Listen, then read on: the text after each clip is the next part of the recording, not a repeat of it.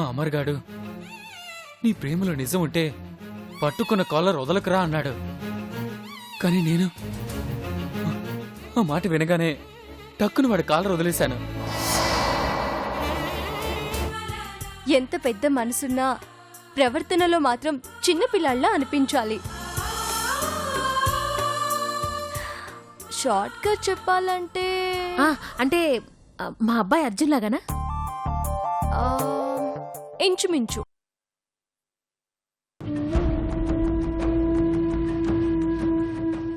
రండి.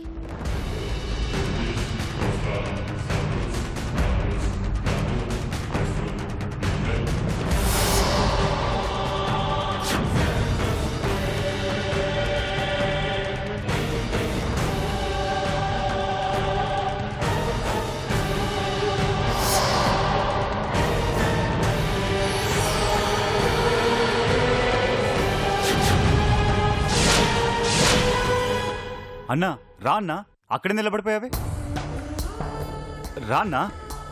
వస్తుండా, నిన్ను చూసిపోదామనే కదా ఈడిదాకా వచ్చింది. అత్తయ్య, మా ఫ్రెండ్కి కాస్త కాఫీ తీసుకొస్తారా? సరే.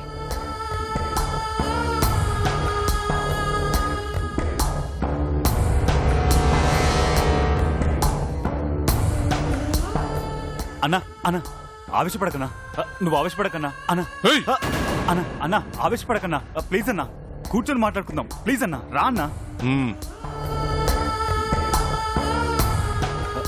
రా అన్నా. అన్నా కూర్చో అన్నా. ఏందిరా, ఆటలుగా ఉందా? ఫోన్ చేస్తే లిఫ్ట్ చేయటం లేదు. అదే, వాడుండేది బెంగళూరులో, నేనుండేది అచ్యుతాపురంలో. వాడు నన్నేమి పీకలేడనుకుంటున్నావా? రేయ్, నువ్వు ప్రపంచంలో యాడున్నా నా బాకీ తీర్చేంత వరకు నిన్ను ఇడిచిపెట్టేది లేదు. ఈ బళ్ళారి బాబుతోనే గేమ్స్ ఆడతావురా?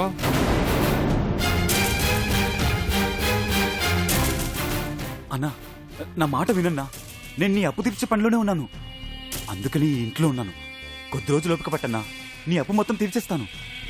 రూపాయి 2 రూపాయలో కాదు, పోతే పోనీ అని ఊరుకోవడానికి 25 లక్షలు, 25 lakhs. అన్నా అన్నా గట్టిగా అరవకన్నా, ఎవరైనా వింటారు. వింటే వినని నాకేందిరా? అన్నా అలా అనకన్నా, ఈ ఇంట్లో వాళ్ళకి విషయం తెలిస్తే నేను నీ అప్పు తీర్చడానికి ఎంచుకున్న మార్గం క్లోజ్ అయిపోతుంది. ఆ తర్వాత నువ్వు నా దగ్గర నుంచి 1 రూపాయి కూడా తీసుకోలేవు. ప్లీజ్ అర్థం చేసుకోన్నా. ఏంట్రా నువ్వు అనేది? అవునన్నా, నేను డబ్బు కోసమే ఇంట్లో ఉంటున్నాను. నేను ఈ ఇంటి అమ్మాయిని పెళ్లి చేసుకోబోతున్నానన్నా. అంటే నువ్వు పెళ్లి చేసుకొని పిల్లల్ని కని సంతోషంగా ఉంటావు, నేను మాత్రం నీ అప్పు కోసం పిచ్చి కుక్కలా తిరగాలా?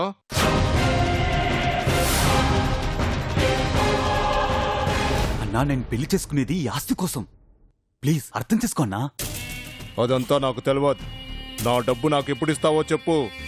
నీ పెళ్లి వరకు వెయిట్ చేయడం అంటే నా వల్ల కాదు. సరే, 1 వారం టైం ఇవ్వన్నా, నీ డబ్బు నీకు ఇచ్చేస్తాను. వారం?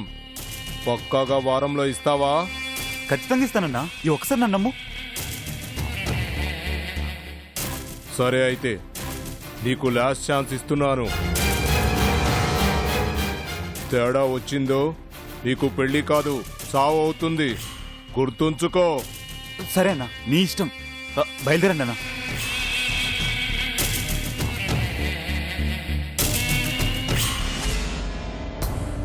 అదేంటి అప్పుడే వెళ్ళిపోతున్నారా? కాఫీ తాగి వెళ్ళండి. ఇప్పుడు వద్దమ్మా, అర్జెంట్ పని ఉంది. వస్తా తమ్ముడు, జాగ్రత్త. సరే అన్నా.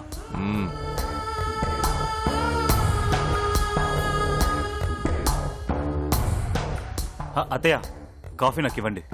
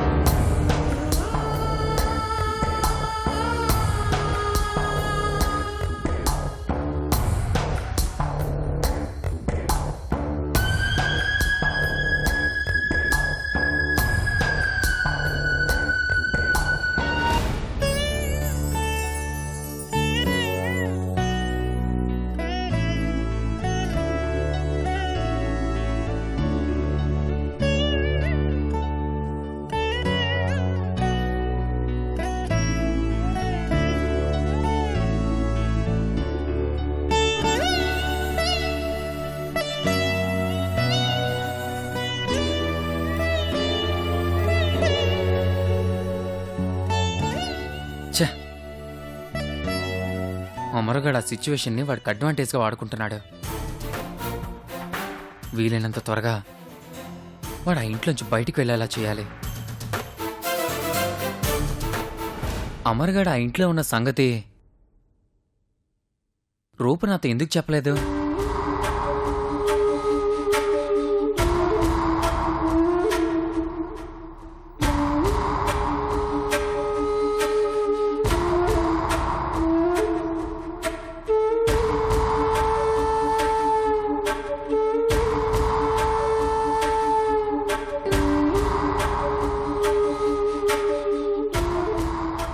సుందర్, ఆ?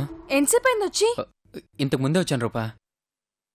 అవును, ఎందుకు ఇంత అర్జెంటుగా రమ్మన్నా? నేనేదైతే జరగకూడదనుకున్నానో అదే జరిగింది సుందర్. ఆ అమ్మర్గాడు యాక్సిడెంట్ డ్రామాతో డైరెక్ట్ గా మా ఇంటికి వచ్చుంటున్నాడు. చాలా ఇబ్బంది పెడుతున్నాడు సుందర్.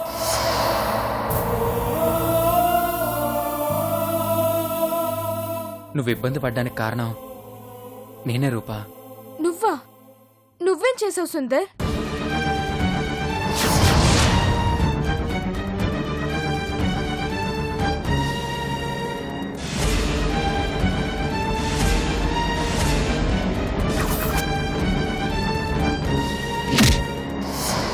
ఏంటి సుందర్ ఇది?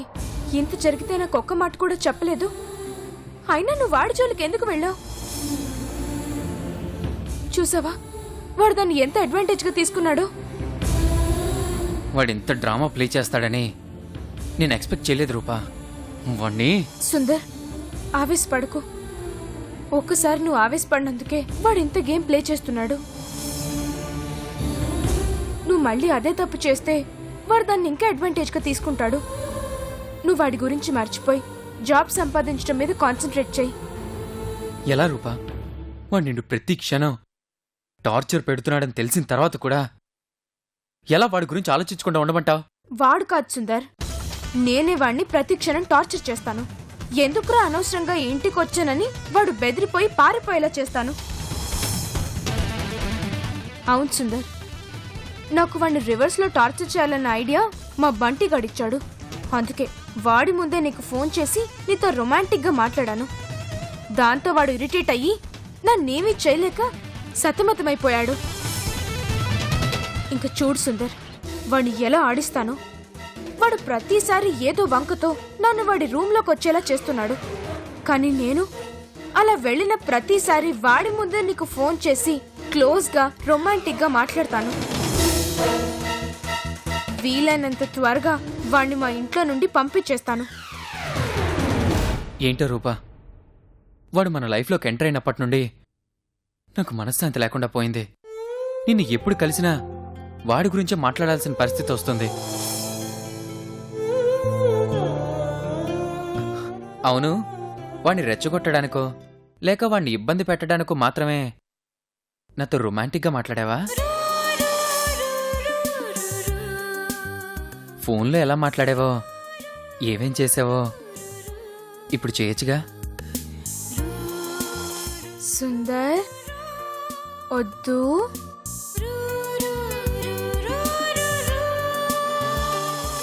ఏంటొద్దు? ఆటలుగా ఉందా? నీ పాటికి నువ్వు ఫోన్లో ముద్దు పెడితే నా పరిస్థితి ఏంటి ఇక్కడ? నేనేమైపోవాలి? రాత్రంతా నిద్ర పట్టలేదు తెలుసా? అయితే అయితే ఏంటైతే నాకు తెలీదు. ఇప్పుడు డైరెక్ట్గా ముద్దివ్వు. ఏంటి? అంత ఆశ్చర్యపోనక్కర్లేదు, నీకు అర్థమైంది. ముద్దివ్వు. అడిగిందేమైనా చాక్లెట్ అనుకుంటున్నావా వెంటనే ఇవ్వడానికి? అవును, చాక్లెటే. అది తీయగానే ఉంటుంది. నేను అడిగిన ముద్దు కూడా తీయగానే ఉంటుంది. పో సుందర్. ఏయ్! రూపా, రూపా ఆగు.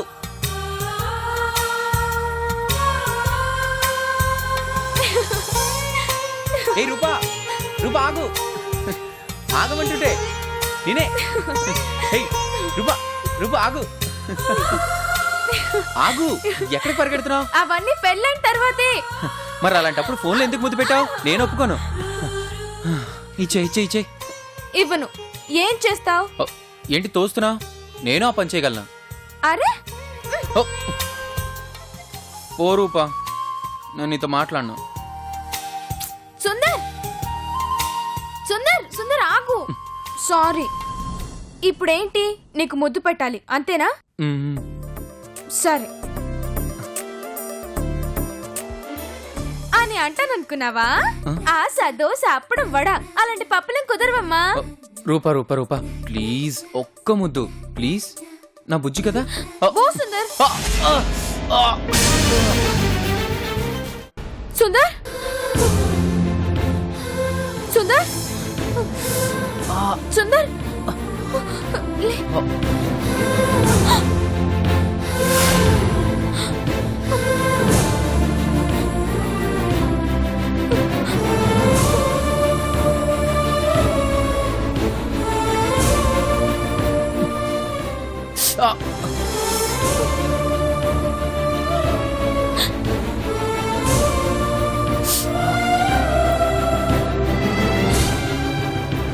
సారీ సుందర్, ఇలా జరుగుతుందని ఎక్స్పెక్ట్ చేయలేదు.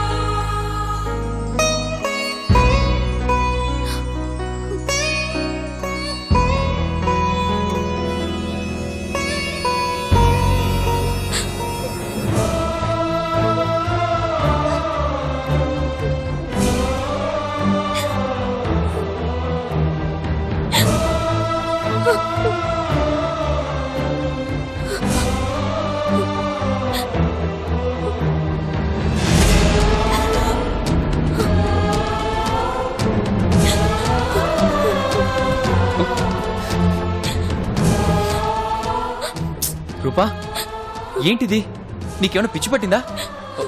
ఎందుకు ఇలా చేస్తున్నావు?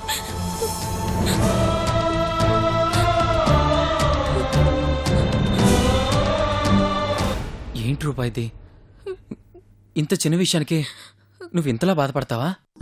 ఇది చిన్న విషయం కాదు సుందర్. నీకు ఏ చిన్న గాయమైనా నా మనసు తట్టుకోలేదు.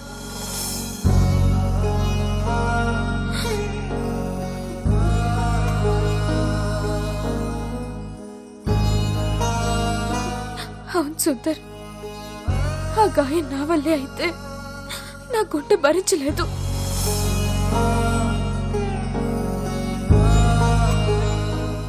నీ మనసు కష్టపడితే నేను తట్టుకోలేను సుందర్.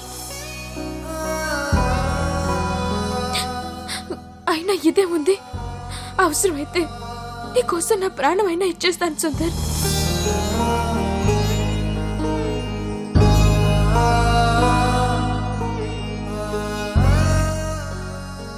నువ్వు లేకుండా నేను బ్రతకలేను సుందర్.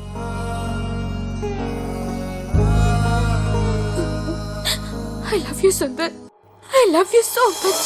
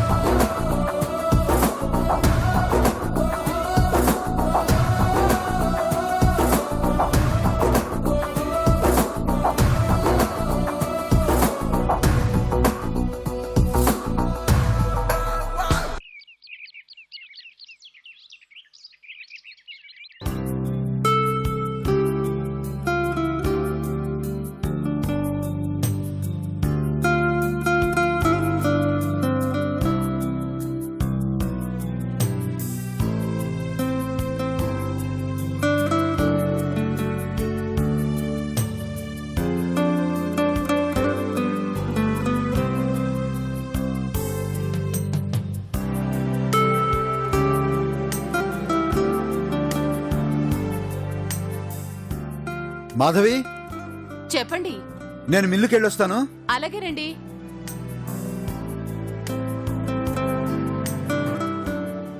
రాఘవా, ఇలారా. వస్తున్నా నాన్నగారు.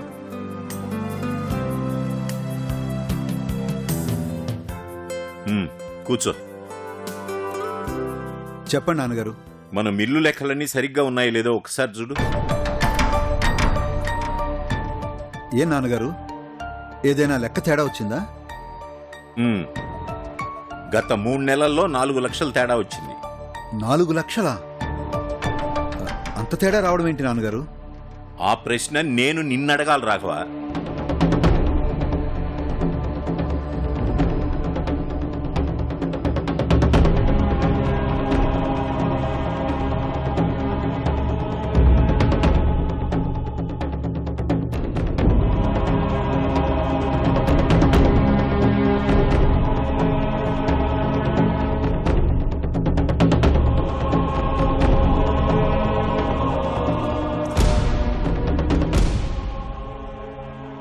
అవును నాన్నగారు, ఎక్కడో ఏదో చిన్న పొరపాటు జరిగింది.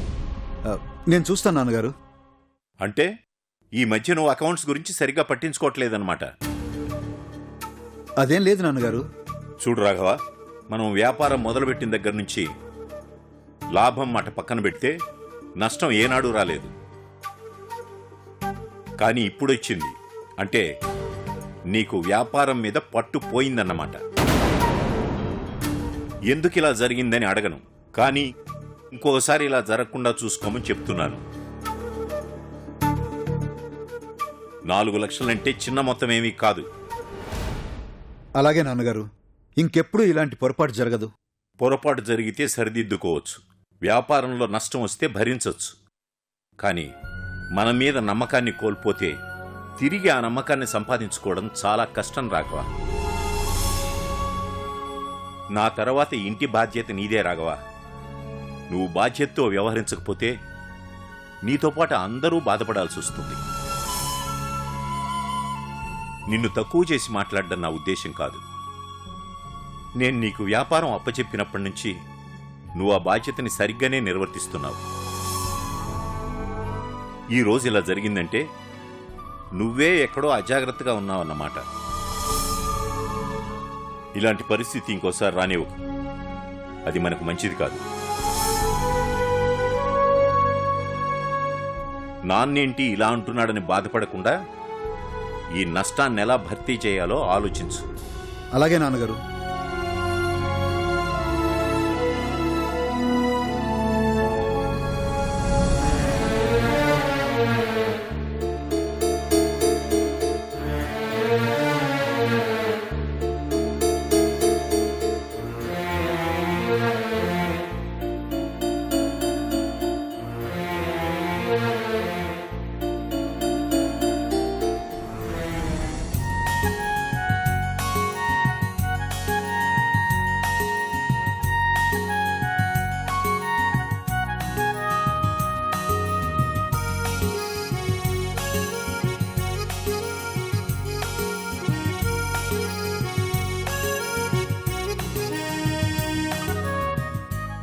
నారాయణ, ఏంటన్నయ్యా? ఏంట్రా ఇది?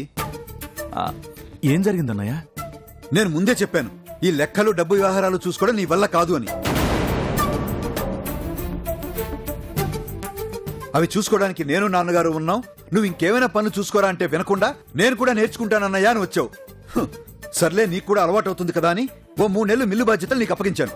దాని ఫలితం ఏమిటో తెలుసా?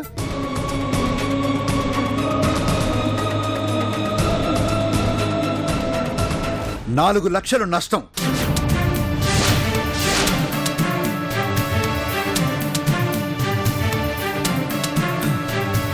పదో వందో అయితే పట్టించుకునేవాడిని కాదురా, కానీ లక్షల్లో తేడా వచ్చింది. నాన్నగారు నన్ను పిలిచి ఎందుకింత తేడా వచ్చింది అని అడిగారు. నువ్వు చూసుకున్నావని చెప్తే నిన్ను తిడతారని నేనే ఎక్కడో పొరపాటు చేశానని సర్ది చెప్పాను.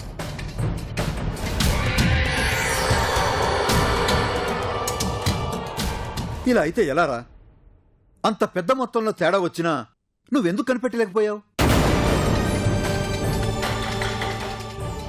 3 నెలలు లెక్కలు అప్పగిస్తేనే ఇంత నష్టం వచ్చిందంటే ఇంకా బాధ్యత అంతా నీకే అప్పగిస్తే ఇంకెంత నష్టం వస్తుందో.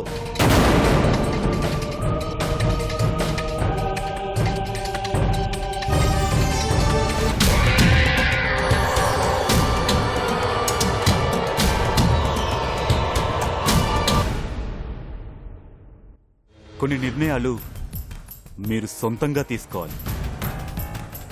అన్నయ్య ప్లీజ్, ఇది నా పర్సనల్ విషయం.